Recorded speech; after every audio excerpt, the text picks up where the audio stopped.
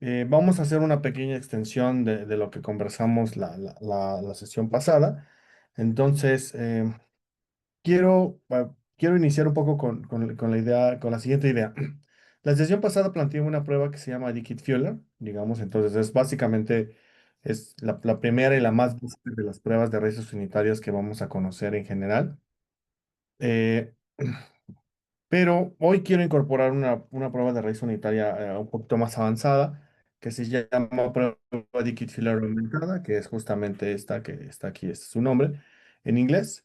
Y bueno, la prueba de Dickit-Filler aumentada, a diferencia de la prueba que vimos la sesión pasada, voy a colocarlo por aquí, la ecuación solamente escrita.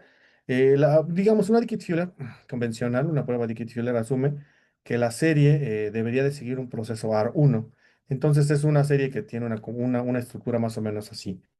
Es una serie que depende simplemente de su serie de su valor rezagado de un periodo, más un término de error.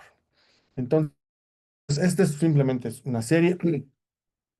Y la pregunta que nos hacemos es si el coeficiente que está aquí asociado es estadísticamente uno, si es algo menor a 1. Y ya, esa es la pregunta tan sencilla como eso.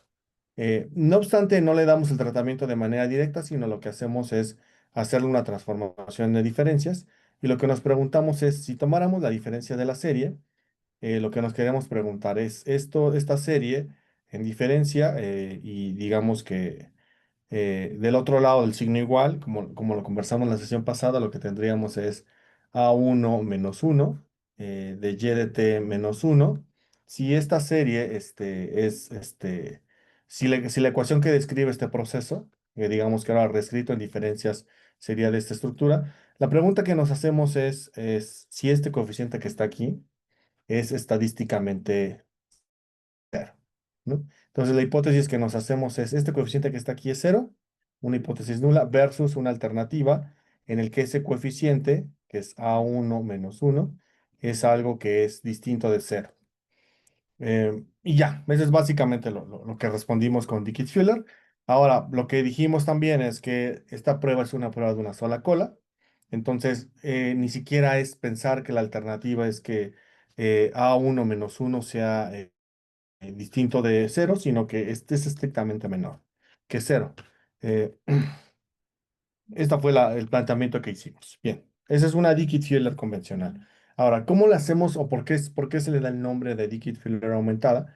Se da el nombre de Dickit-Filler aumentada porque lo que vamos a asumir ahora es que el proceso que sigue la serie o el mecanismo generador de datos es un mecanismo que ya no es un AR1, sino en realidad ahora es un ARP. Entonces ahora nos enfrentamos a una situación en que nuestro modelo es un ARP. Entonces tengo el coeficiente, digamos, el A1 asociado al componente autorregresivo de orden uno. Así está el autorregresivo de orden 2 hasta el autorregresivo de orden P. Entonces es un ARP convencional que sabríamos modelar sin ningún tema. Y ahora, su versión de diferencias es un poquito más complicada de resolver. No lo voy a hacer ahora porque básicamente nos llevaríamos tal vez una media hora aquí haciendo las cuentas, pero no es muy difícil saber que si tomáramos la diferencia de este proceso, llegaríamos a una estructura más o menos como la que les estoy planteando aquí. Ahora, ¿cómo construir este proceso en diferencias? Es más o menos la siguiente idea, es simplemente tomar de este lado del signo igual, restarle yt menos uno y sumarle yt menos uno. Entonces simplemente es completar digamos, aparejar todos los términos y lo que les va a quedar es más o menos esta expresión que yo aquí les estoy mostrando. Eh, Como les digo, no vamos a abundar mucho en cómo determinar esta ecuación.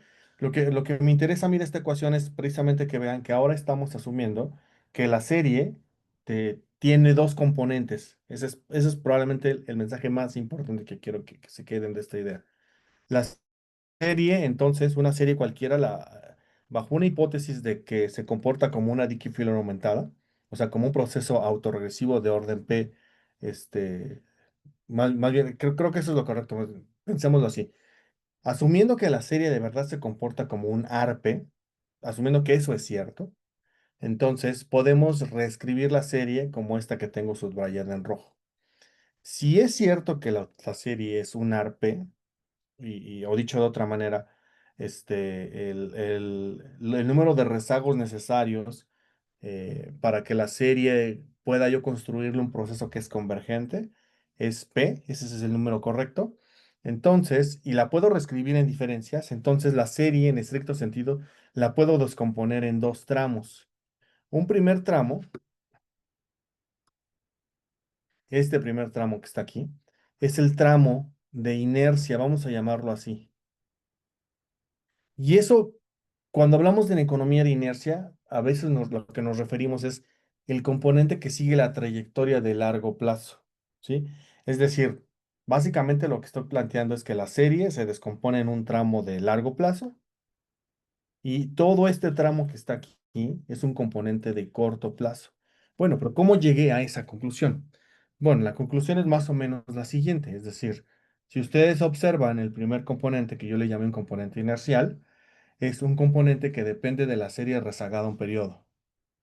Simplemente es como hablar un poco de dónde venimos, ¿no? Es decir, si tenemos, por ejemplo, un PIB que va creciendo y el año pasado fue muy bueno, deberíamos esperar que este año sea también bueno, simplemente por el proceso inercial, ¿no? Entonces, la trayectoria de la serie debería darnos una trayectoria que, si siguiera la inercia, sería la trayectoria que seguiría en el largo plazo la serie. Y el componente de corto plazo son esas desviaciones que a veces pueden ocasionarse de la inercia natural. Es decir, si tenemos un pic que va creciendo muy fuerte, a veces puede ser que ese pic pierda fuerza, pero pierda fuerza por unos, digamos, por unos cuantos meses o trimestres, y luego recupere su proceso inercial. Entonces, lo que estoy haciendo aquí en estricto sentido es separar la serie en dos tramos, ¿no? Un tramo de un componente de largo plazo y un componente de corto plazo, ¿vale? Entonces, denme un segundo, por favor, un segundito, por favor.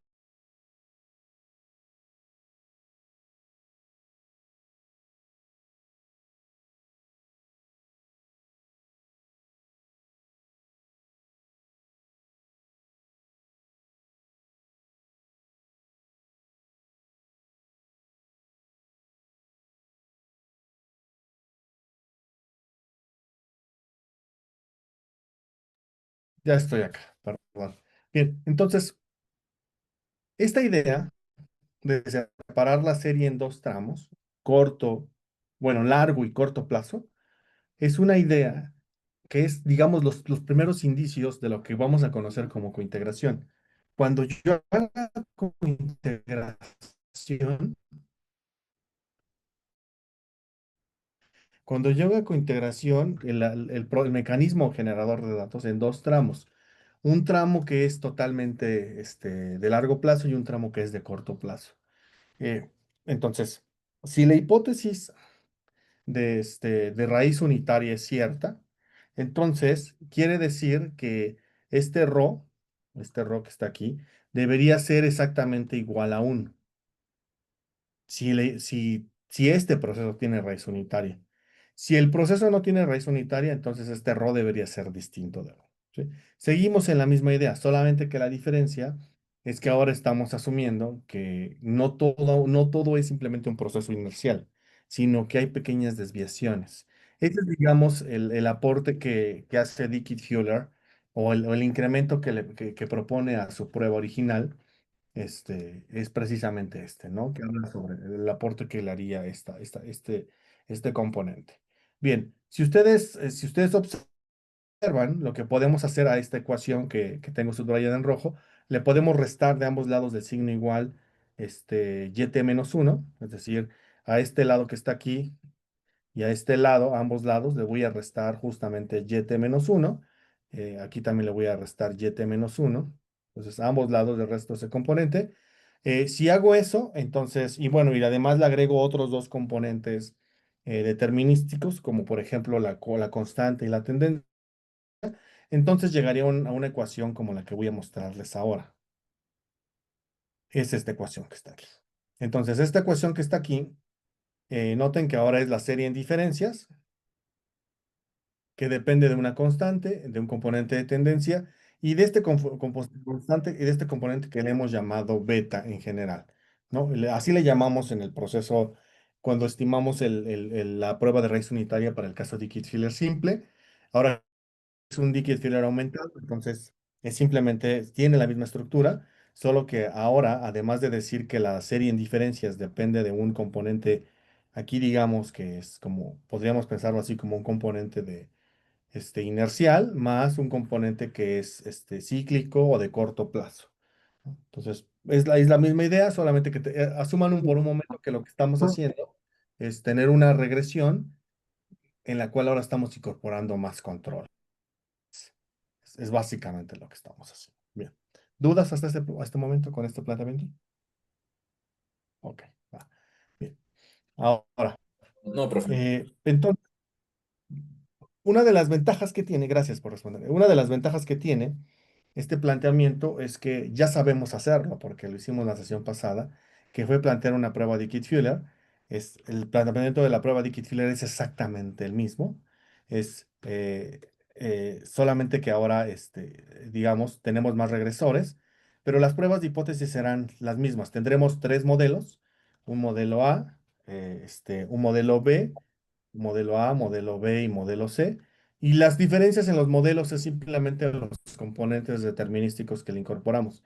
El modelo A es el modelo más general, porque incluye una constante y una tendencia. El modelo B pierde la tendencia y solamente se queda alrededor de una constante. Y el modelo C no incluye ningún componente de constante y tendencia. Ahora, una de las cosas que a lo mejor les queda en este momento de duda es, bueno, ¿cuándo ocupo una Dickit-Filler simple y cuándo ocupo una Dickit-Filler aumentada? En realidad, lo correcto sería siempre ocupar una Dikit filler aumentada. Siempre. Por encima de la Dikit filler. Nada más por el simple hecho de que la Dikit filler tiene más controles o más componentes en la regresión. Nada más por ese simple hecho. Pero además de eso, este, eh, en realidad, este, Dikit Fuller simple, en realidad no es algo que se ocupe, digamos, habitualmente. O sea, la Dikit Fuller sencilla, la que vimos la sesión pasada, no es algo que habitualmente ustedes vean reportada en un paper, eh, porque tiene muy poca capacidad de predicción. El modelo que se plantea ahí. Este modelo que está aquí es un modelo más robusto. Noten que probablemente el supuesto principal para una Dikit Fuller, es la siguiente. Si ustedes están en una Dikit Fuller, o sea, un poco el criterio sería el siguiente. Si ustedes deciden ocupar un Dikit Fuller, lo que estarían implícitamente suponiendo es que la serie Y de T sigue una trayectoria descrita por un AR1. Ese es el supuesto principal, ¿sí? Su serie solamente es un AR1. Si ustedes ocupan una Dikit Fuller aumentada o una ADF, lo que están implícitamente diciendo es que la serie sigue una trayectoria de un ARP. Entonces, eso ya lo hace abismalmente distinto, ¿no? Es decir, entonces ya queda un poco más claro ahí. En realidad, si yo quiero hacer robusto mi análisis, tengo que ocupar Dickey Filler aumentada. Porque en principio yo sé que el autorregresivo es menos restringido que en el caso de solo considerar un AR1. Aunque sigue siendo restrictivo, porque implícitamente lo que está diciendo la prueba Dickey Filler aumentada es que la serie se comporta como un autorregresivo de orden P. Pero nosotros sabemos que las series a veces no solo se pueden comportar como autorregresivos, se pueden comportar como autorregresivos con medias móviles, es decir, se pueden comportar como un arma. Entonces, una limitación para Dickey-Fuller es que no controla por un componente de medias móviles. Ahorita voy a relajar ese supuesto, ¿vale? Entonces, bien, vayamos a R simplemente para implementar esta prueba. Entonces, en R voy a seguir trabajando con clase 13. Entonces, en el GitHub ustedes van encontrar clase 13 y vamos a trabajar con el Markdown, el Markdown y con este dataset que se llama datos at punto R data, ¿no? Entonces, eh, una vez que los tengan en sus descargado, entonces simplemente abran el R Markdown y deberían de tener algo como esto, como lo que estoy mostrando yo. Voy a cargar todo el R, bueno, voy a cargar desde el inicio porque es para cargar el dataset. Entonces llamo las librerías, voy a cargar el dataset ahora, vamos a convertir a series de tiempo los datos Vamos a hacer un plot muy sencillo, que ya discutimos la sesión pasada. Y bueno, la parte de Dickit-Hewler, si quieren, no la saltamos. Esa en realidad ya ayer la conversamos también el martes pasado. Entonces voy a ir hasta Dickit-Hewler aumentada, que es aquí en la línea. Ahora les digo. Bueno, aquí en Dickey-Filler, aumentada, en esta sección, ¿no? En la línea 153. Ahí es donde quiero detenerme.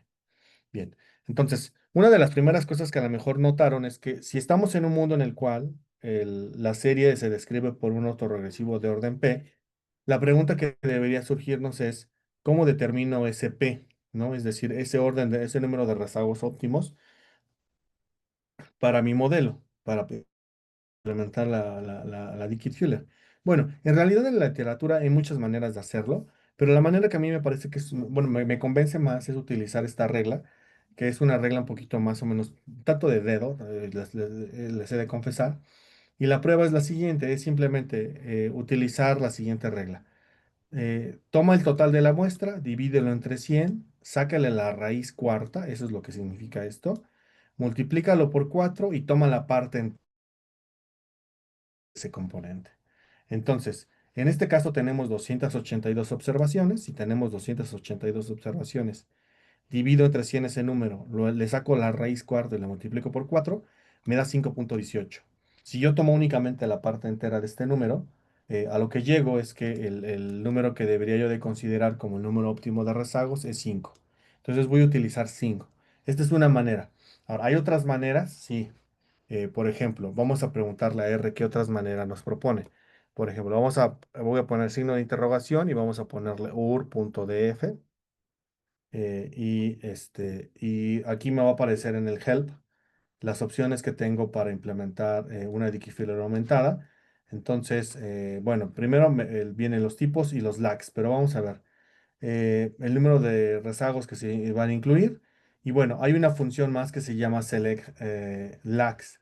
Entonces, en select lags ustedes pueden elegir, pueden dejarlos fijos, que es el caso que yo estoy proponiéndoles, que sean un número de fijo de rezagos, que en este caso sería 5, o pueden utilizar dos criterios de información, una Kaike o un Schwarz. Bueno, no es Schwarz, perdón, es un Bayes, perdón, está basado en un Bayes. Entonces, pueden utilizar cualquiera de los dos que ustedes quieran, o tres en este caso, ya sea el que decidan, ¿no? Sí, pero lo importante siempre cuando hago una prueba de red unitaria, eh, sí es siempre decir el número de rezagos que utilizaron. Entonces, por ahora, en esta sesión, yo lo voy a dejar fijo. Eventualmente, mi sugerencia sería es ustedes exploren qué sucede si utilizaran otro tipo de, por ejemplo, una detección automática, que sería basado en un criterio de información de Akaike y ver cuánto número de rezagos les ofrece. La selección de ese número de rezagos es más o menos la misma que sabemos que ocurriría cuando modelamos un AR, que nos va a dar el número de rezagos que minimiza el criterio de información de Akaike o el de Bayes. Y el número que nos salga, pues ese sería el número que optimizó ese criterio de información. Pero bueno, esas es un poco opciones que tienen para implementar esta prueba. Bien. Ahora, vamos a implementar como yo la propongo, ¿no? Entonces, si lo implementamos, y bueno, y lo que voy a hacer es, voy a volver a probar los tres modelos. Voy a probar el modelo, voy a aplicar los tres para el tipo de cambio. Voy a aplicar el modelo con tendencia, con constante y sin nada. Entonces veamos un poco qué es lo que ocurre. Lo que ocurre es que R me va a decir, aquí va, primero el modelo que está implementando. Entonces me dice que implementó el modelo en su variante en diferencias, es decir, si me regreso a mi pizarra, R está utilizando esta modelación, está justo a la que yo estoy planteando, es la serie en diferencias que depende de una constante, de una tendencia, un coeficiente, bueno, una serie rezagada a un periodo y las diferencias. Entonces, y eso es lo que me propone, dice la serie rezagada a un periodo, la constante, la tendencia y todas las diferencias, hasta 5 diferencias, ¿no? Que eso es justo lo que le estoy proponiendo a R. Vamos a ver entonces cuál es el resultado y lo que me dice es lo siguiente. Entonces, el intercepto es este valor, el coeficiente asociado a la serie rezagada a un periodo es este coeficiente, Este es el coeficiente de la tendencia y aquí están los cinco rezagos de las series. En realidad yo por el que me voy a preocupar es justamente por este coeficiente. Por lo que me voy a preguntar es lo que me dirá, lo que me dice la prueba es, me tengo que preguntar si este coeficiente es estadísticamente cero o si es algo menor que cero. Es básicamente la pregunta que voy a hacer. Y el t-value que voy a utilizar para evaluarlo es este t que me salió aquí, ¿no? Entonces aquí abajo, digo, yo no ocupo esta tabla porque recuerden esta tabla, este estadístico t y el p-value que se reporta aquí es para una prueba de dos colas, pero nosotros no estamos en el escenario de una prueba de dos colas.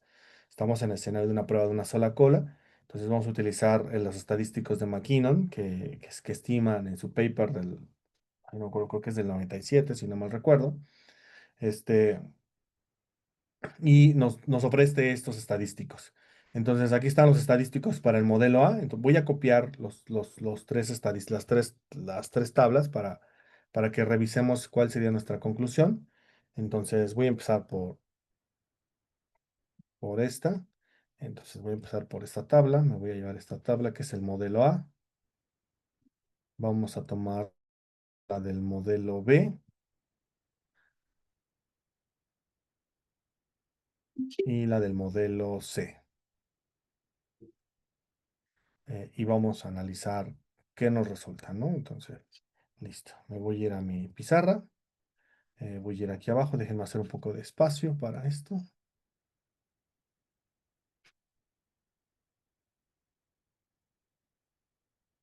Listo. Bien. Entonces, mis tres capturas de pantalla están aquí. Entonces, me las traigo.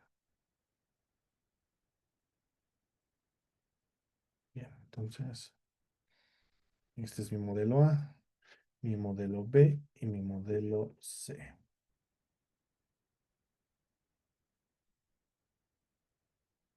Bien. Un poquito más grande, solamente para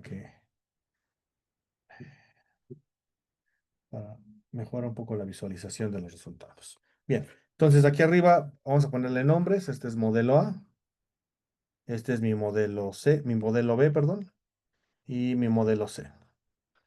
Entonces, veamos los resultados, ¿no? Entonces, el estadístico en el modelo A me da 2,49, en el modelo B me da 1 menos 1,12 y en el modelo C me da el valor de 1, el estadístico T.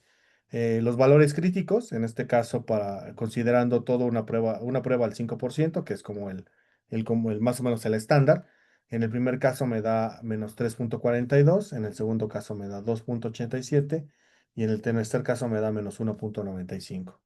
Entonces, en este punto voy a repetir mi idea, que es hagamos un gráfico de una curva TED Student para un poco visualizar nuestros resultados. Entonces, lo que obtendríamos sería que la manera en que tendríamos que tomar la decisión es la siguiente. Sabemos que en los tres casos, la TED Student está centrado en cero y el valor crítico cambia, ¿no? Por ejemplo, en el caso del modelo A, el valor crítico es menos 3,4. En el caso del modelo B, el valor crítico es menos 2,8 y en el caso del modelo C es menos 1,95. Bien. Ahora veamos dónde se ubica nuestro valor estimado. Entonces, en el caso del modelo A, me dio menos 2,49. Entonces aquí estoy menos 2,49. Y en el caso del modelo B me da menos 1,12, entonces aquí estoy menos 1,12. Y en el caso del modelo C me da 1,02. Entonces, en ambos casos estoy en la zona de aceptación de la hipótesis nula. Por lo tanto, en ambos casos, digamos, la zona de rechazo sería esta para cada uno de los casos. Noten que en los tres casos estoy en la zona de aceptación. ¿Cuál es la hipótesis nula que estoy aceptando? Me puedo regresar arriba solamente para que la veamos. La hipótesis nula que estoy aceptando eh, es que beta es igual a cero y eso implica que rho es igual a uno. O dicho de otra manera, que justamente este valor que está aquí indica que tengo raíz unitaria, ¿no? Que rho sea igual a uno implicaría eso, ¿no? Que tengo una situación en la cual tengo raíz unitaria, por lo tanto tendría que diferenciar una vez la serie para poder eliminar ese componente de raíz unitaria. Entonces hagamos eso.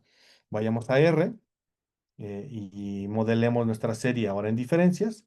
Eso es lo que voy a hacer ahora. Tomaré la serie en diferencias, igual la serie del tipo de cambio, en diferencias mensuales, y vamos a implementar la prueba. Y aquí tendría yo mis tres modelos otra vez. Voy a tomar otra vez los tres conjuntos de estadísticas. El modelo A, el modelo B, y el modelo C.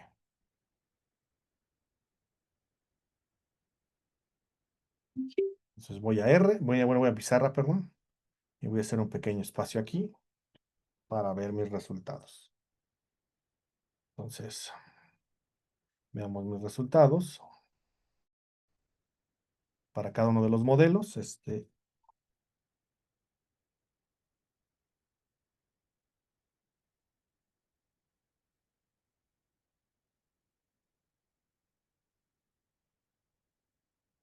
Modelo A, modelo B y nuestro modelo C. Bien. Entonces, en cada uno de los casos, veamos otra vez, preguntémonos, igual considerando al 5%. Recuerden que esta es una regla, ustedes deciden esto, ¿no? Si deciden trabajar al 5, al 1 o al 10%, ustedes lo deciden. Mi recomendación es trabajar al 5, ¿por qué? Porque ese es el estándar que se suele utilizar. Cuando ustedes visiten un paper, normalmente digamos, el valor crítico que van a utilizar es el del 5%, pero ustedes también pueden optar por otros valores críticos en función de lo que estén analizando. Entonces, igual hagamos el mismo planteamiento como se vería mi gráfico en este caso. Entonces, en este caso, tengo que el valor crítico es -3.42, -3.4, con esta zona de rechazo. De acá sería un valor crítico de 2.87, -2.87, con una zona de rechazo de este lado. Y en el último modelo, una zona de rechazo en el -1.95. A partir del -1.95. Noten que en todos los casos, mi estadístico que me sale es un valor muy negativo, -7.41, -7.40, -7.62. En todos los casos tendría yo valores que estarían de este lado, es decir, estaría yo en la zona de rechazo de la hipótesis nula. Entonces, ¿qué hipótesis es la que estoy rechazando? Estoy rechazando que el componente beta sea igual a 1. Entonces, eso quiere decir que estaría aceptando la hipótesis de que alternativa, que sería que beta es menor a cero, por lo tanto, he eliminado la raíz unitaria y mi proceso se vuelve estacionario si lo utilizo en diferencias. ¿Vale? Bien, ¿hasta aquí alguna duda con esto? Ok, No, bien. profe, todo Vayamos bien. a ok, veamos otra prueba ahora, ¿no? Entonces, la prueba Dickit-Fuller asume que el proceso es un AR1, un ARP, perdón, un ARP. La pregunta que nos surge es, bueno, pero yo solo sé, yo sé que en el mundo de los procesos univariados no solo hay autorregresivos, también hay medias móviles.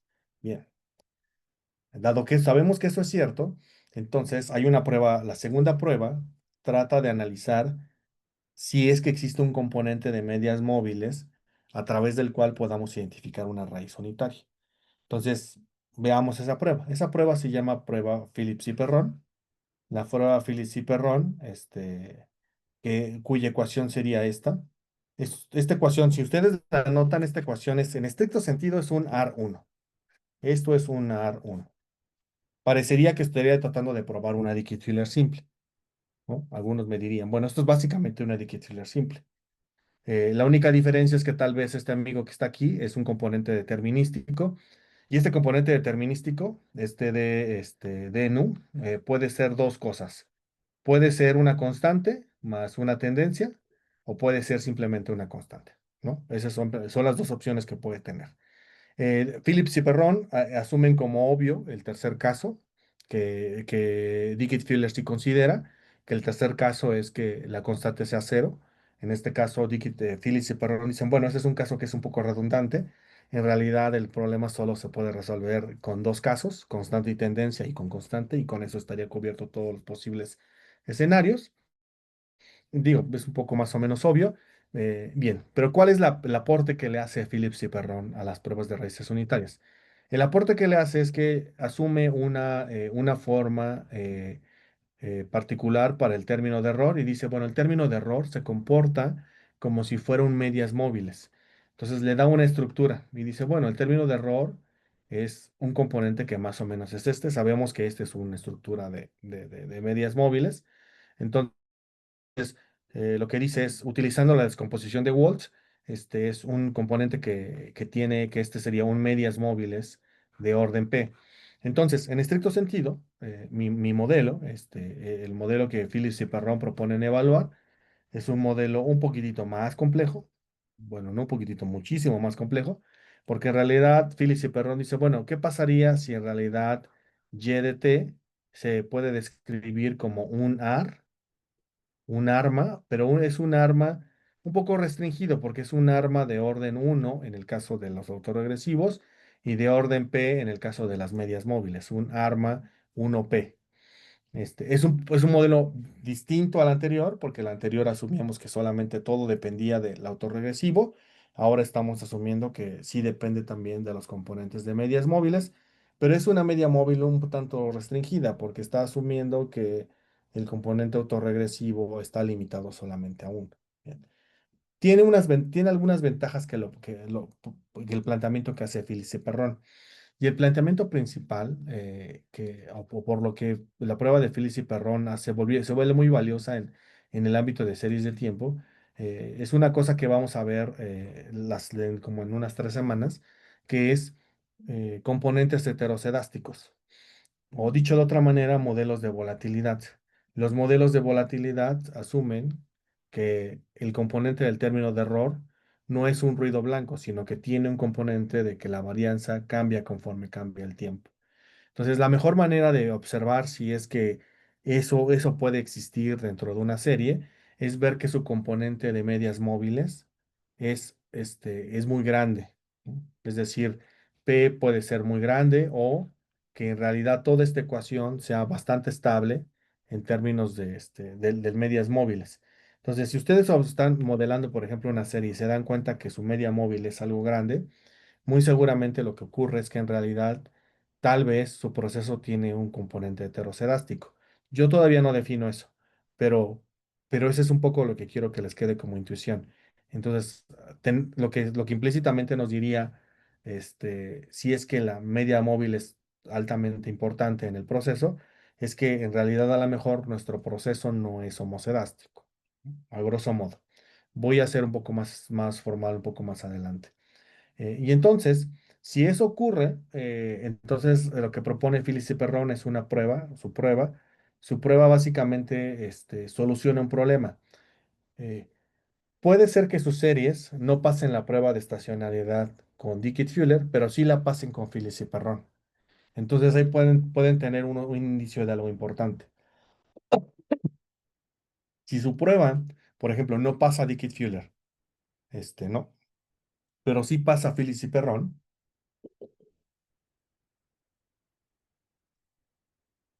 ustedes ya pueden empezar a sospechar que eso se puede deber a un componente muy interesante en este caso, que es justamente el componente de medias móviles. Entonces, si el componente de medias móviles se vuelve relevante en esta estimación, quiere decir que a lo mejor tienen un problema de heterocelasticidad. Por eso es importante hacer las dos, siempre las dos regularmente. Voy a ver una tercera prueba, pero digamos así como por regla, así casi casi de mandatoria, hagan siempre las dos. Dickett-Filler aumentada, Phillips y Perron, ambas, porque les va a dar muchos insights sobre lo que tiene su serie de tiempo. Entonces, bien, una vez que entonces ya sabemos cómo de qué va la serie, entonces revisemos cómo, si es que cambia en algo el modelo. Y en realidad el modelo, como les dije, el modelo de Phillips y Perron, dice, bueno, en realidad a Phillips y Perron proponen que la serie en el modelo A se modela respecto a una constante y una tendencia, y en el caso del modelo B solamente respecto a una constante. En todo este caso como un AR1, pero con una estructura particular sobre el término de error. Pero la pregunta sigue siendo la misma. La pregunta sigue siendo, ¿ρ es igual a 1? Esa es la pregunta que queremos respecto de que ρ sea menor a 1. Entonces, la hipótesis, en el caso de arriba, por cómo estaba planteado el modelo, que está planteado en diferencias. La hipótesis es sobre beta y nos preguntamos sobre si beta es igual a cero respecto de que beta sea menor que cero, que es equivalente a preguntarse si rho es igual a uno o que rho sea menor a uno, ¿no? Entonces, utilizando esa equivalencia en la prueba de hipótesis, en el caso de Phillips y Perron lo vamos a dejar planteado como en el segundo, como en esta expresión que estoy mostrando aquí. Bien, entonces, vayamos a R, implementemos una prueba de Phillips y Perron. Entonces voy a R y voy a implementar una Phillips y Perron. Y bueno, la Phillips y Perron tiene una de las variantes, además de lo que les dije de la estructura del término de error. La otra variante que van a notar es que pueden utilizar dos tipos de estadístico, un zeta alfa y un zeta tau. En realidad estos dos estadísticos, ambos son más o menos pueden decir lo mismo, pero un poco lo que suele ocurrir es que cuando lo reportan, a veces suelen hacer los dos estadísticos, probar, digamos, el modelo para ambos estadísticos y ver si es que son consistentes, ¿no? Pero en realidad con que hagan uno, zeta alfa o zeta tau, es una prueba que está basada en una normal, pero la diferencia es simplemente un poco la forma de la curva. Un caso la curva es un poquito más platicúrtica y en otra menos platicúrtica, ¿no? Pero en realidad es más o menos la misma prueba. El modelo es con constante o con tendencia, como les dije, solamente tiene esos dos componentes. Y el número de rezagos, ustedes los deciden, entonces ustedes pueden imponerlos o pueden dejar que automáticamente los determine R en este caso, ¿no? Entonces, yo los voy a imponer porque esa es más o menos como la manera, la estrategia que a mí me gusta seguir. Entonces, y voy a utilizar el Z tau, pero ustedes aquí pueden modificarlo por el Z alfa, ¿no? Si es que quisieran cambiar el estadístico. Vamos a modelar la serie primero en niveles y veamos, ejecuto este chunk y veamos el resultado. Entonces, noten que el modelo es como les sabe, es un modelo un poquito distinto al de Dickit-Fuller, porque aquí la fórmula no está en diferencia, sino está en niveles. Entonces, es simplemente la serie explicada por la serie rezagada a un periodo, más un componente de tendencia, bueno, constante y tendencia, porque eso es lo que también está incluido por default. Entonces, y el resultado de la estimación sería este, ¿no? Entonces, a mí lo que me interesa es analizar este coeficiente. Y lo que me interesa preguntarme si este coeficiente es exactamente igual a uno o si es menor a uno, ¿no? Entonces, en Dickey-Fowler, este coeficiente me interesaba determinar si era igual a cero. Aquí en Phillips y Perron me interesa determinar si este coeficiente es igual a uno. Eh, Bien, entonces veamos, puedo utilizar este estadístico, el estadístico t-value que está aquí, pero veamos cuál es la oferta que nos hace, en este caso, Phillips y Perron. Y lo que dice Phillips y Perron es que no utilicemos este estadístico, sino utilicemos el estadístico Z-tau, que está basado más en una normal, y entonces el estadístico cambia ahora a este valor que está justamente en esta tabla que está aquí abajo. Entonces cambian un poquito los valores. Déjenme, voy a copiarlo y lo voy a tratar de explicar en la pizarra. Entonces me voy a llevar este resultado y me voy a llevar este otro, eh, este otro resultado para el otro modelo.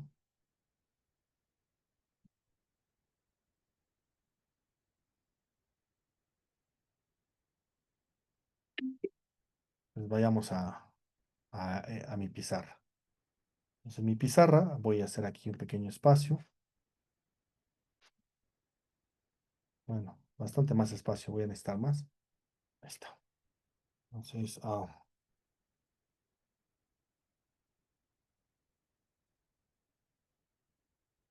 bien, entonces tengo mis dos modelos, mi modelo A y mi modelo B.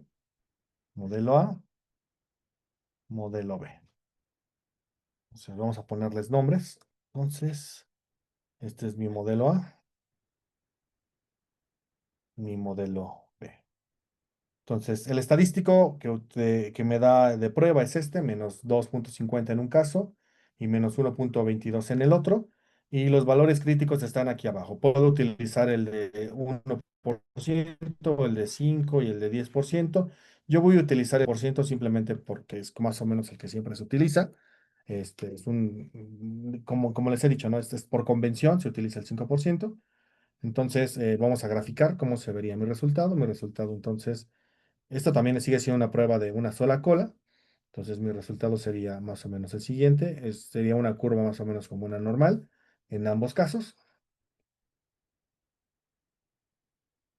El valor crítico es -3,42 en este caso, y en este otro caso es -2,87. Entonces la zona de rechazo es esta, pero evaluemos mi resultado, ¿no? A mí lo que me ofrece el software me dice que el valor es -2,50 en un caso y en el otro es -1,22. En ambos casos estoy en la zona de aceptación de la hipótesis nula. ¿Cuál es la hipótesis nula? Que el modelo tiene raíz unitaria. Entonces, si el modelo tiene raíz unitaria, para eliminar la raíz unitaria tengo que diferenciarlo una vez, ¿no? Entonces, vayamos a R y hagamos la prueba ahora, pero diferenciando una vez la serie. Entonces, voy a R, voy a tomar el tipo de cambio, igual con la serie en diferencias, y implementemos la prueba. Entonces, la prueba, el modelo sigue siendo el mismo, solamente que ahora la serie está en diferencias y copiemos el cuadro de resultados, ¿no? Entonces, este es mi modelo A, este es mi modelo B, estaría, ¿no? Bien, entonces voy a mi pizarra. Ujú. Déjenme, voy a hacer espacio aquí y vamos a colocar aquí los resultados de la pizarra.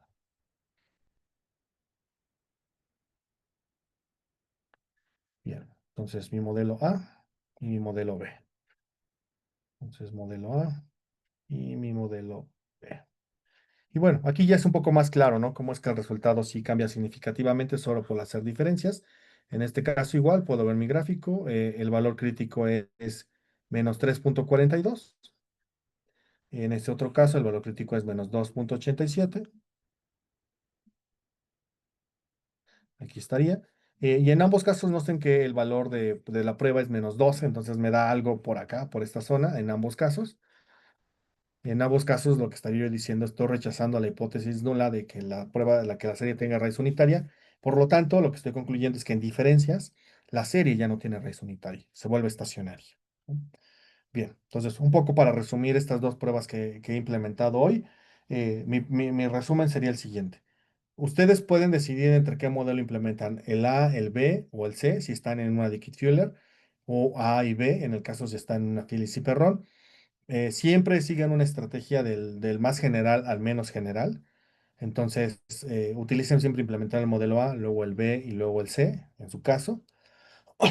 Y, eh, en cualquiera de esos casos que pase la prueba, con eso bastaría. Por ejemplo, si empiezan con el modelo A y la prueba ya pasa la prueba ahí, digamos, la prueba es suficiente en ese modelo, ya ahí se acabó la iteración. Ya no tendrán que pasar al modelo B ni al modelo C. No obstante, a veces para ser exhaustivos, sí deberíamos tal vez reportar las tres pruebas, solamente para que el lector sea consciente de en qué caso es estacionaria la serie. Ahora, ¿cómo a lo mejor ser un poco más estricto en cómo decidir cuál prueba implementar?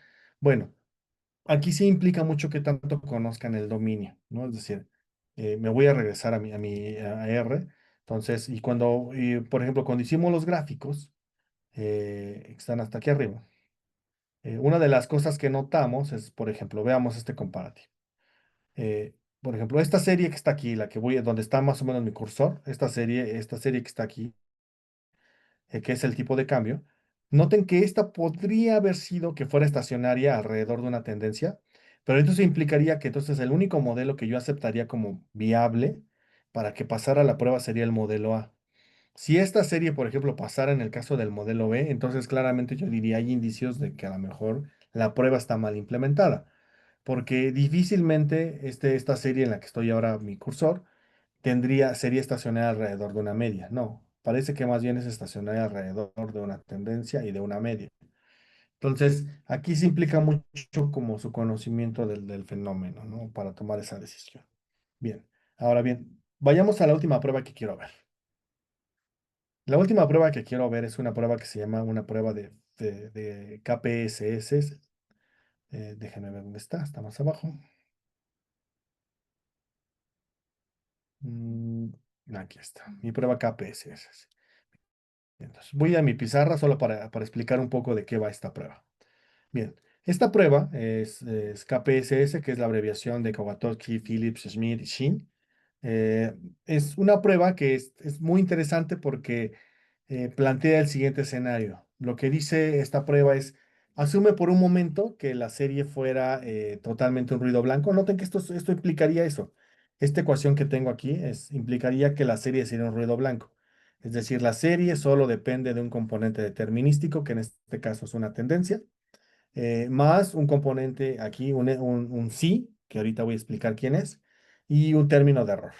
Entonces, ¿qué es lo único que que me podría hacer sospechar que la serie se comporte como un ruido blanco alrededor de una tendencia o no se comporte como un ruido blanco? Es simplemente este componente que está aquí. Entonces, KPSS es una prueba que propone que le agreguemos un componente, este componente que está aquí, que es como una variable aleatoria. Es una variable aleatoria, es como un choque que le incorporamos al proceso y nos hacemos una pregunta, ¿no?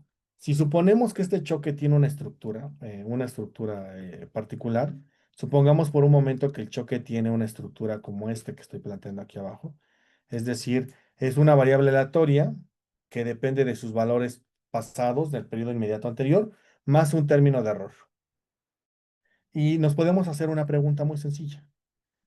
Si, noten, esta que está aquí es como si le hubiéramos agregado un AR1. Este es un AR1 de una variable aleatoria que es como un misteriosa porque no sabemos quién es.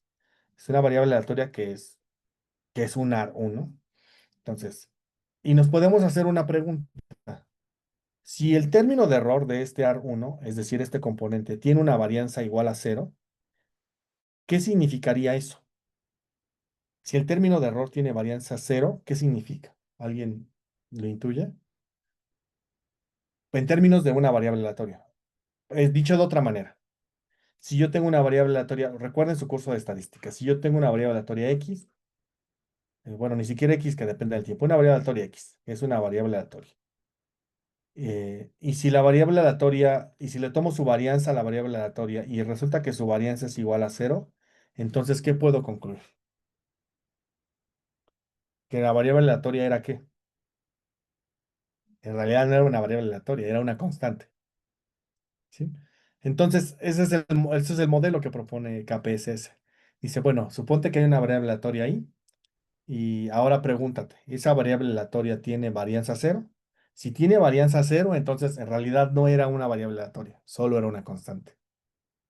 Si tiene una varianza distinta de cero, entonces era un componente que era un choque aleatorio. Entonces, tal vez la serie necesites diferenciarla una vez para ver si puedes eliminar ese choque. Entonces la diferencias una vez y te vuelves a preguntar lo mismo. Ya la diferenciaste una vez, te preguntas, ¿ese choque que está ahí, ese ruido que está ahí, es, es aleatorio o es determinístico? Entonces, noten que entonces, en este caso, la prueba de raíz unitaria se invierte la hipótesis. La hipótesis ahora es que asumes que originalmente la serie es estacionaria. Entonces dices, si pasa la prueba, si pasa la hipótesis nula, la serie es estacionaria. Si rechazas la hipótesis nula, entonces la serie se vuelve no estacionaria. Entonces nos gustaría aceptar la hipótesis nula en este caso. Lo que queremos es esto, que esto sea cierto. Eso es lo que estamos buscando. Bien. Entonces vayamos a R. Entonces, aquí hay un cambio de hipótesis, es lo que quiero que noten principalmente. Entonces vamos a R. Déjenme ver dónde está mi R. A, R, R, R. Entonces voy a utilizar una KPSS. Bien, también aquí tenemos dos tipos de modelos, Tao y Mu. Simplemente son modelos que consideran componentes determinísticos distintos, entonces siempre hagan los dos, Tao y Mu. Este, Y bueno, por ejemplo, en el caso de tau, igual con, bueno, aquí el número de rezagos se lo dejamos a que en este caso yo lo dejé que los rezagos lo determinara la máquina, por eso no utilicé la opción de use lag. No, noten que aquí no la definí, lo dejé que la máquina lo determinara. Y por fortuna, al menos, la máquina dice que el número de rezagos óptimos es 5. Entonces yo no estaba tan equivocado, ¿no? Utilizar 5 rezagos no parece ser mala idea. Entonces, y aquí tengo un valor crítico y tengo los valores críticos para la hipótesis nula, ¿no? Entonces, eh, vamos a hacer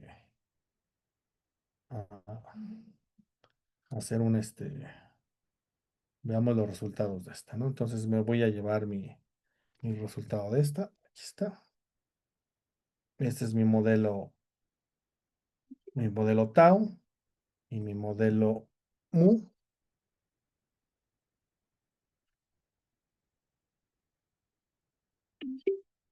eh, Y tal vez de una vez me voy a llevar la siguiente estimación.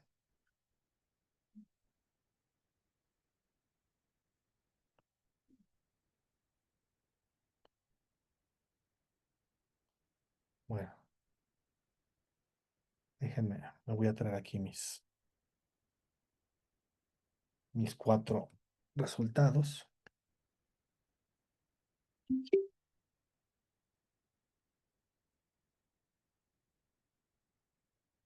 Tau y mu. Y ahora sí, mi pizarra.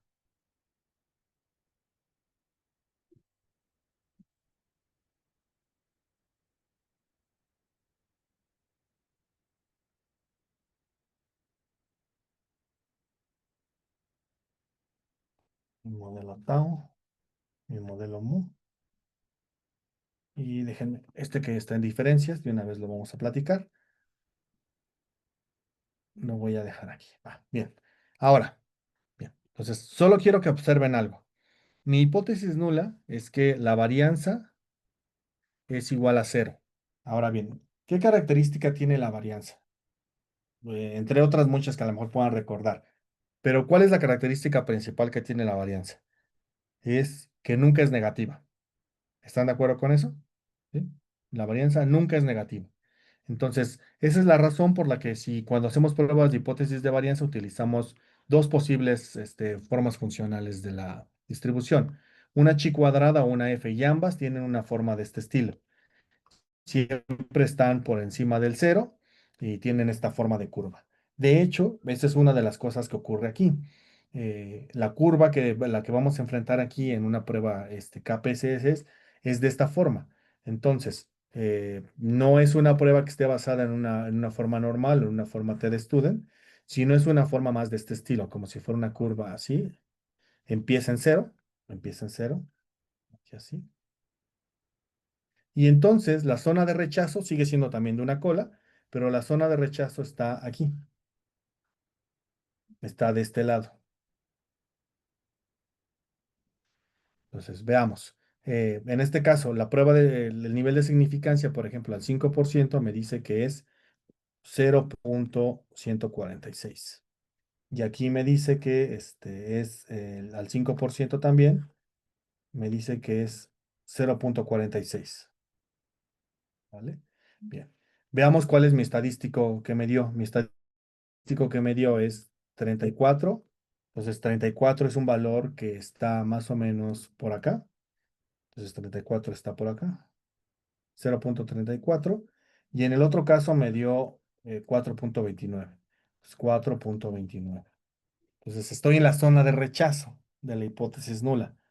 Entonces, si estoy en la zona de rechazo de la hipótesis nula, me regreso a mi planteamiento. Si rechazo esta hipótesis nula, es decir, que sigma no es igual a cero, entonces quiere decir que este componente que está aquí, este componente, en realidad sí es una variable aleatoria válida. Sí es un choque que está afectando el proceso.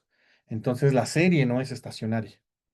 Necesito tomarle una diferencia para ver si puedo llegar a aceptar la hipótesis nula.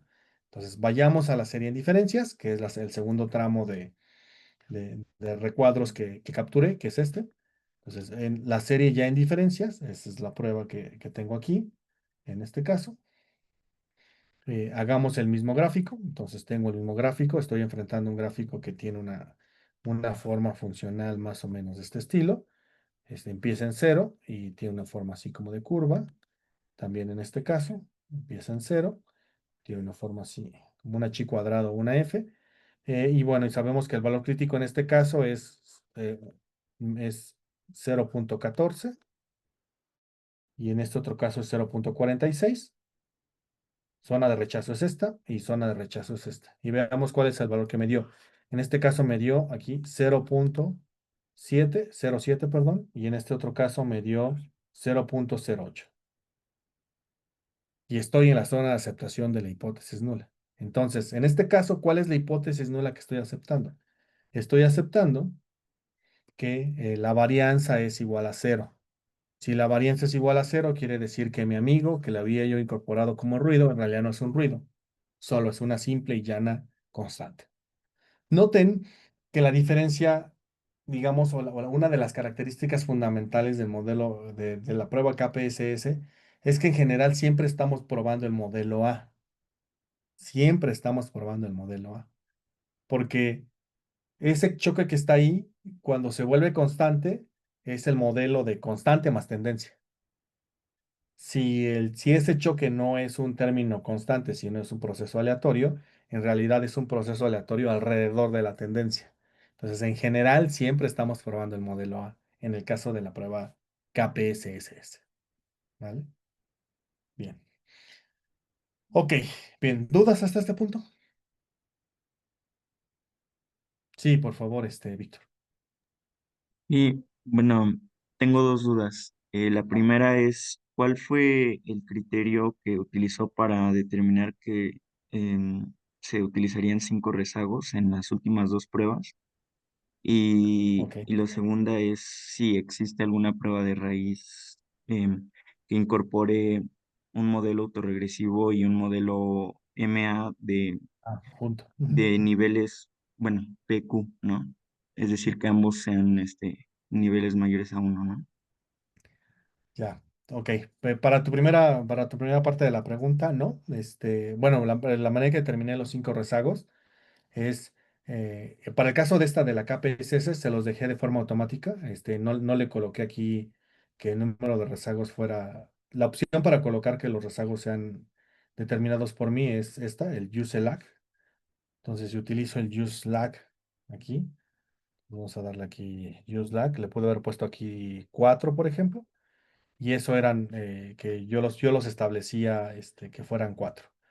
Pero se los dejé de que los determinara de forma automática.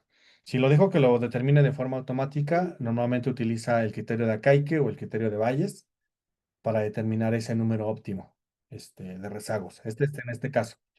Ahora, esta opción que estoy utilizando aquí también se pudo haber utilizado en las dos pruebas que ya hicimos anteriormente. Las dos pruebas que hicimos anteriormente, yo determino el número de rezagos, aquí está en USELAC 5, pero si yo le quito automáticamente los va a determinar la rutina de R que está programada para determinar pruebas de raíz unitaria.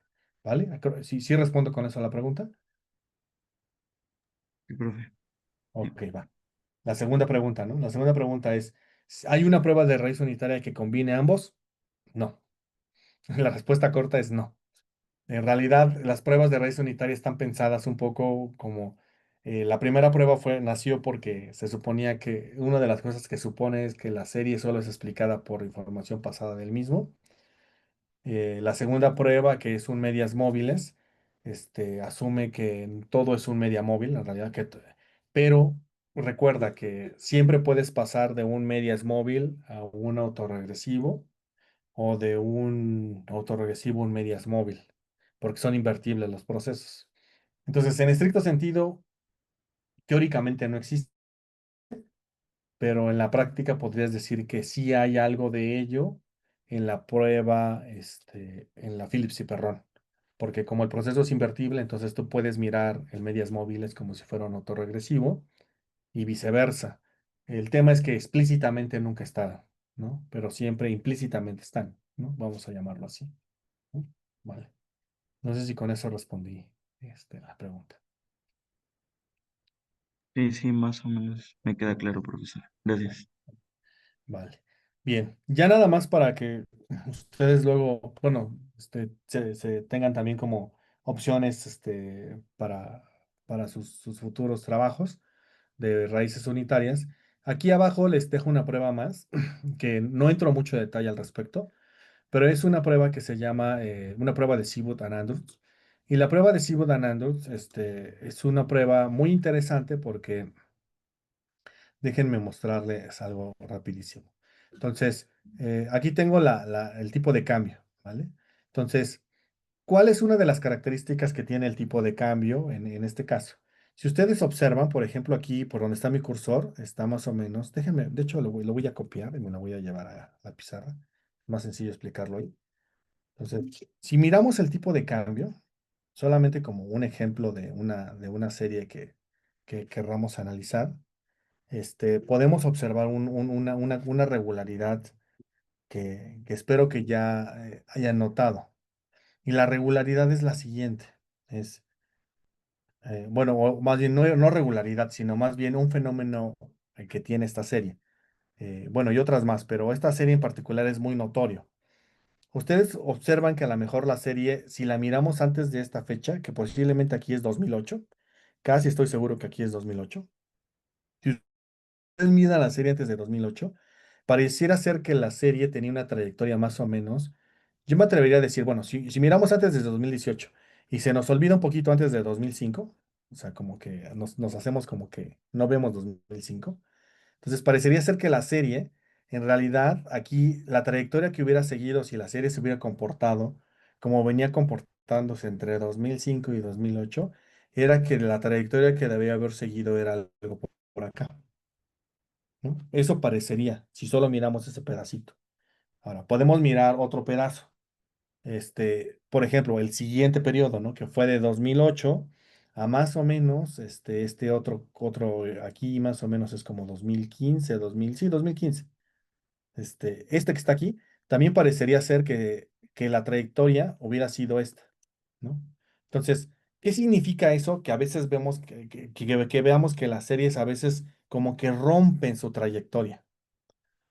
Si vemos que las series rompen su trayectoria, a veces lo que podemos estar enfrentando es un fenómeno que se llama cambio estructural.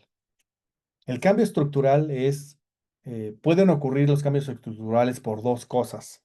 Eh, piénsenlo un poco geométricamente, esa es la forma más sencilla de pensarlo. Si ustedes miraran una serie, el tiempo, y digamos esta es una serie puede cambiar estructuralmente por dos cosas. La primera forma de pensar el cambio estructural es que la serie venía con una trayectoria así y de repente ocurre algo, no sé qué, algo ocurre y la serie da un salto, como en el caso del tipo de cambio. Da un salto y ahora sigue una trayectoria así, ¿no? Pero alguien más me podría decir, bueno, otro cambio estructural posible sería a lo mejor algo así, que veo el tiempo, que veo la serie y que de repente la serie iba más o menos así y por alguna razón la serie cambia de trayectoria y ahora se vuelve así. Bien, estos dos cambios estructurales son cambios estructurales de diferente índole. El primer cambio estructural, el de la primera gráfica, yo podría atreverme a decir que es un cambio estructural en constante. Es decir, si ustedes tratan de generar una recta de regresión en este primer tramo, verían que la ordenada al origen es esta. Pero si ustedes hacen una recta de regresión del segundo tramo, verían que la ordenada al origen sería un alfa prima. Entonces, ¿qué es lo que cambió entre los dos periodos? Que digamos que la constante cambió. Acuérdense que lo que estamos haciendo en esta clase es modelar procesos o mecanismos generadores de datos. Y lo que queremos hacer es construir un modelo que describa el funcionamiento general de los datos o de la serie en particular.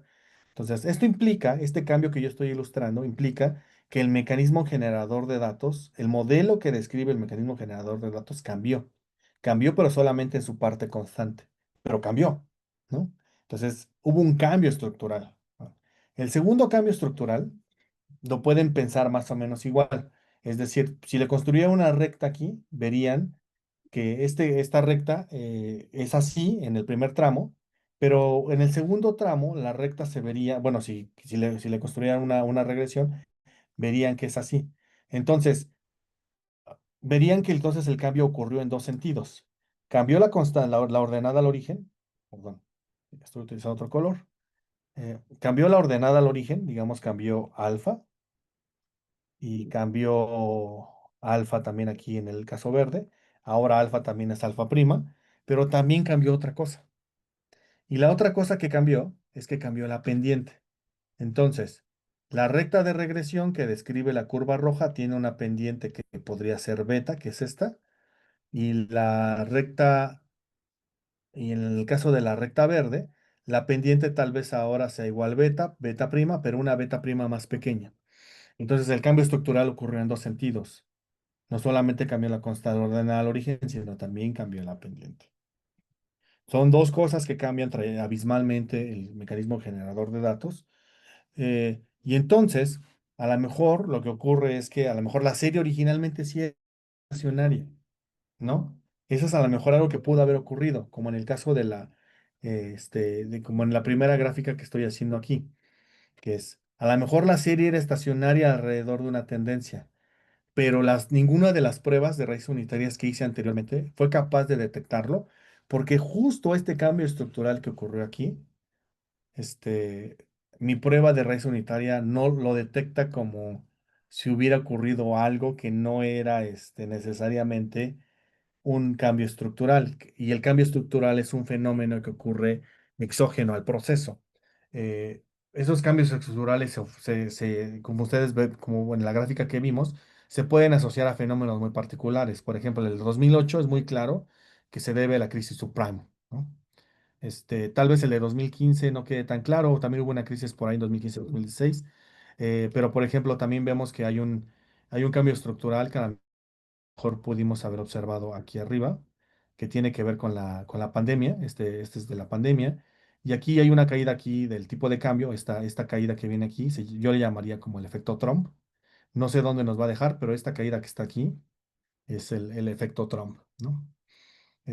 Y bueno, ese fenómeno, ¿cómo lo detectamos, no? ¿Cómo le hacemos para detectarlo con pruebas de redes unitarias? Bueno, hay una manera, ¿no? Y la manera es utilizar pruebas de Sibut-Andrews, que les voy a colocar aquí.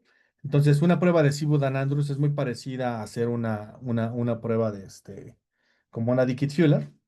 Este, eh, y bueno, noten que es una Dicke-Fuller porque aquí tengo la serie rezagada un periodo y la serie sus cinco diferencias, ¿no? Entonces básicamente es una Dicke-Fuller. Pero la diferencia es que ahora me va a ofrecer hipótesis sobre cambios estructurales. Entonces me dice que hay potencialmente un cambio estructural en la posición 185. Entonces simplemente puedo abrir mi dataset. Voy a abrir mi dataset en este caso, ¿cuál utilicé? LDatos 2, ¿no? LDatos, voy a abrir mi dataset. Y en la posición, dice que en la posición. Ay, ya me perdí. 185. Entonces puedo mirar mis datos y ver la posición 185. Vamos a ver quién es. 185. Ah, no, pero bueno, vamos a ver estos datos. 185. 180. En 2015, miren. Dice que aquí hubo un cambio estructural. Si veo mi gráfica, pareciera ser que esta prueba de Sibu-Dan-Andrews detecta que este cambio que está aquí, el de 2015, es el cambio estructural que sí puede detectar. Es decir, que todos los anteriores tal vez no fueron cambios estructurales. Y no es que no hayan sido cambios estructurales, sino que este de 2015 es muy notorio, significativamente notorio en la serie. Entonces, por eso es el único que lo detecta. Pero bueno, eso lo podemos mirar aquí en esta prueba. Podemos hacer la misma prueba para diferencias, en el tipo de cambio. Y mirar si es que igual alcanza a detectar algún cambio estructural. Y vamos a ver, y nos dice que potencial cambio estructural en el 176 en diferencias. Y yo creo que tiene que ver que cuando miro la serie en diferencias, se observa de esta manera, ¿no? Entonces, por ahí del 176 debe ser por aquí. Entonces, tal vez por ahí hay un cambio estructural en diferencias también, pero todavía no sé, no tendré yo suficientes elementos para saber a qué se debe. Me implica revisar un poco más este, la serie en sus, digamos, conocer el fenómeno, ¿no? Bien. Ahora bien, ya para cerrar esta sesión, esto que hicimos hoy, que solo lo hicimos para tipo de cambio, habría que hacerlo para todas las series que ocupemos para los casos multivariantes. Lo que vamos a hacer de ahora en adelante es trabajar con casos multivariantes. Entonces, si tengo 5 series que voy a modelar en conjunto, las 5 series las tengo que probar, que son estacionarias, para poderlas modelar juntas. ¿Vale? Eso es lo que tendré que ocurrir. Bien. Entonces, hasta aquí le quiero dejar por hoy. No sé si tengan alguna duda o comentario adicional. Con mucho gusto podemos conversar.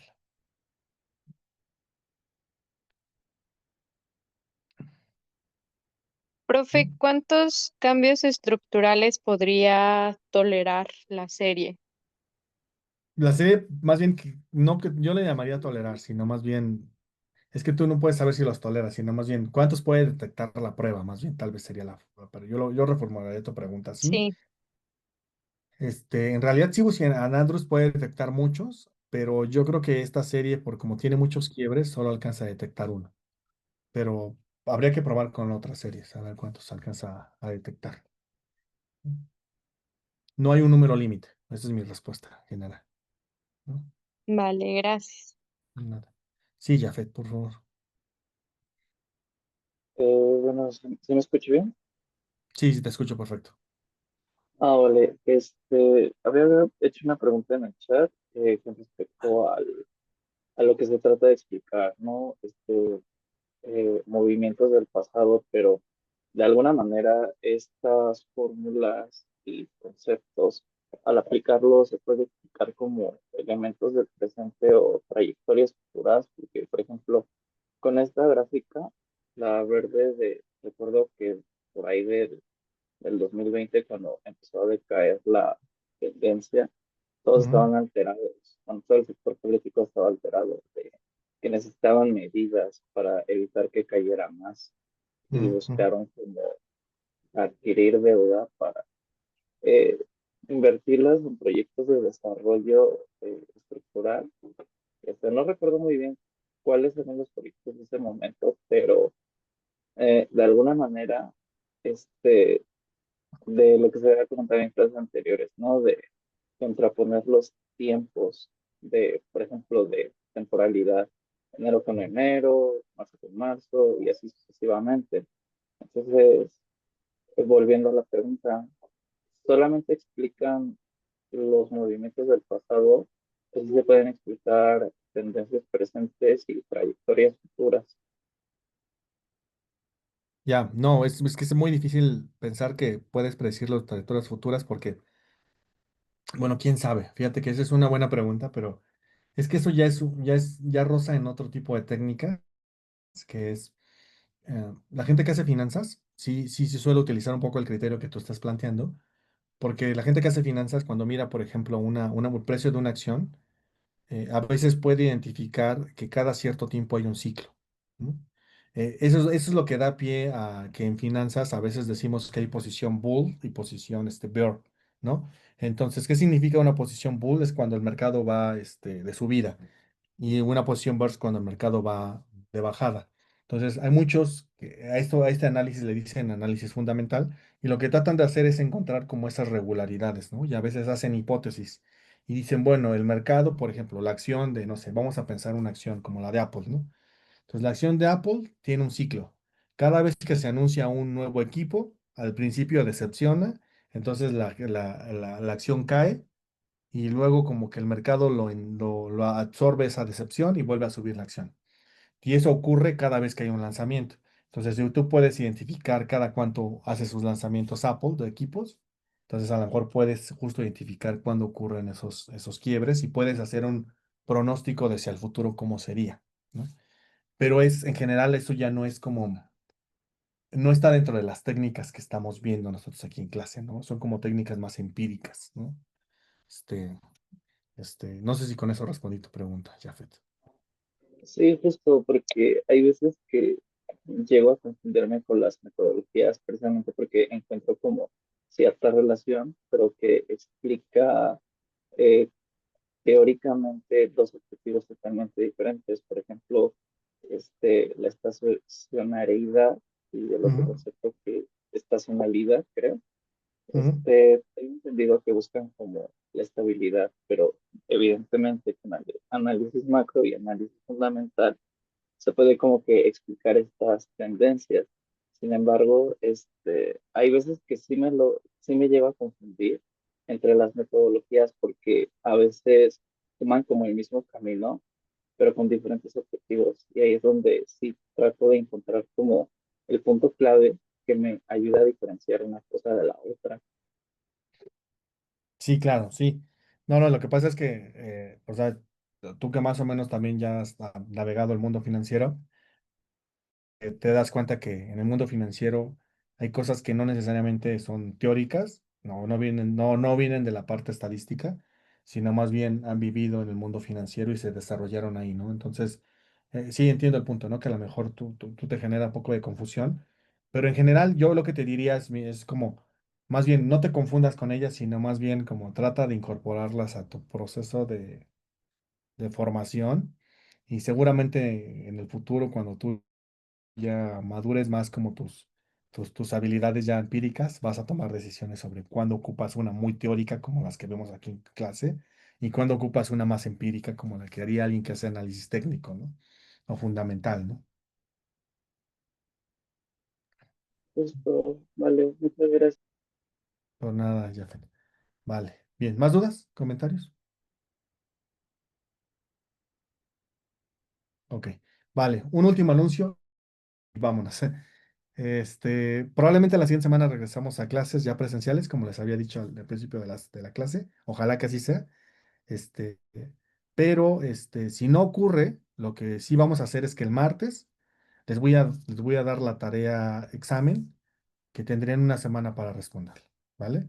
Entonces, el siguiente martes, yo durante la clase, eh, bueno, al principio de la clase tal vez seguramente voy a subir a pues se las mando por correo, la tarea examen de de este de la evaluación de la primera parte del curso, y tendrían una semana para resolverla, para que lo consideren, ¿no? La siguiente semana. De hecho, en realidad la evaluación tocaba hacerla esta semana, pero dado que nos fuimos en línea, decidí aplazarlo una semana, ¿vale? Pero cualquier cosa, pues estamos pendientes, ¿vale? Bien. Este, si no tienen más dudas, dejemos de aquí y nos vemos el martes. Espero ya en el salón, ¿vale? Vale, profe, Vale, gracias. profe, muchas gracias. Gracias, Esperemos vernos profe. el martes. Vale, hasta el martes. Salón.